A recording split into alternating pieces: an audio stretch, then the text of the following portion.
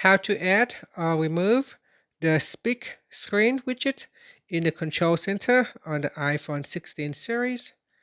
First, let's return back to the home screen by swiping up at the bottom of the screen. And from the home screen, swipe down at the top to open up the Control Center. Then from the Control Center, tap on the Add button at the top. Next, we go down and tap on Add a Control. Next, in the control list, we scroll down to the bottom. Then go down to the Vision Accessibility section and tap on Speak Screen. Tap on that to add the shortcut to the Control Center. After that, you can swipe up to go back to the home screen. Now pull down the Control Center and tap on the Speak Screen shortcut to open spoken content.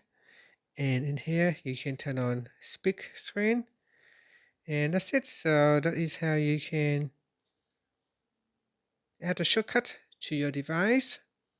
And you can quickly turn on or turn off Speak Screen. And that's it. Thank you for watching this video. Please like and subscribe to my channel for my videos. Now, if you want to remove it from the Control Center, just open up the Control Center, then tap on the Add button, then tap on the Remove button, and that will allow you to remove it from the Control Center.